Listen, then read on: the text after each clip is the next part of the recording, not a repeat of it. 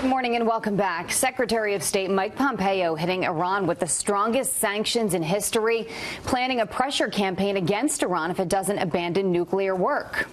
Europe now reassuring Iran that it is committed to salvaging the nuclear deal with or without the U.S. So why are our allies siding with a country known for its financial backing of terror organizations? Here now is the former head of the UK Independent Party and leader of the Brexit movement, Nigel Farage. Thank you for joining us this morning. Your thoughts? Well, here I am in Brussels, and these buildings behind me are where the European Commission and others make the big decisions that the EU takes. The influence here is big banks and big businesses. That they are predominant in everything that we do. And since the Obama deal, a lot of European companies have invested in Iran, and the reason for keeping the deal is to protect the interests of companies who care more about their own bottom line than they care about the safety of the world. And all of this leaves the UK in a very difficult position. Boris Johnson, for now, is siding with the European Union and Brussels and not with America. And there are many of us in the UK want him to change his mind. That's interesting. I want to ask, how effective are these sanctions at this point? The U.S. says they're going to implement the strongest sanctions ever on Iran. How effective will that be in changing that country with the European Union still doing business with this country? Well, I mean, look, you know, it was the way that Trump got China to get serious on sanctions with North Korea that effectively was the major reason that North Korea looked like coming to the negotiating table.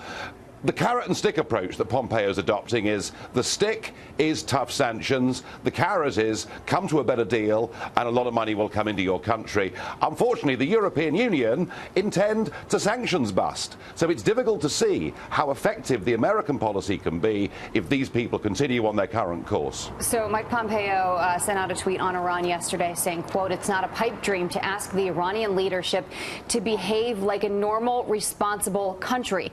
Our asks are simple." Do you think the asks are simple?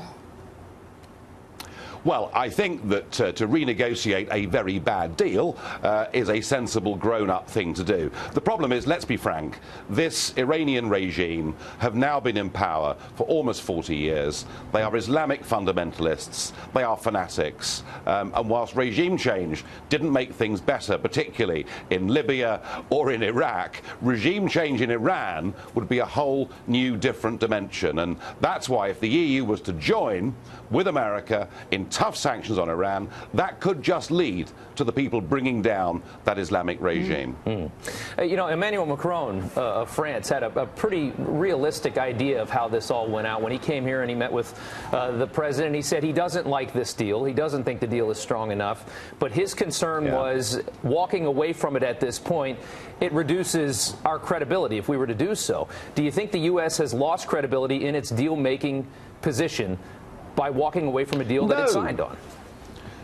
No, it's called democracy. Yeah. Obama chose to put this deal in place. He did it, I've no doubt, in good faith, hoping that Iran would behave themselves once their assets were freed. The truth of it is, Iran actually, through Hezbollah, Hamas, and all of its associates, all of its proxies throughout the region, has behaved terribly. The American electorate made a decision on this. They voted for Donald J. Trump, who said, "I will get rid of this deal." That doesn't make America look weak. That makes it look like a proper democratic country that's prepared to accept that sometimes it gets things wrong. Do you think that we're in that period of time where, look, there's a lot of change happening since this administration, you know, took office? Do you think that a lot of our allies will come on board with some of these changes, including this? Well, I worry about the European Union. As I've said before, it's very much influenced by the big banks and the big businesses. Money talks very much in this city. But I do think there is room here for us in the United Kingdom to revisit this, to re-examine this. And I very much believe that when President Trump comes to the United Kingdom on July 13th, this is a conversation he needs to have with British Prime Minister Theresa May. And if we change our minds on this, then, you know, maybe Macron and others will start to think. Yeah, we've made a deal with a country that for sure hates the Western world, and that's a dangerous way to go about it.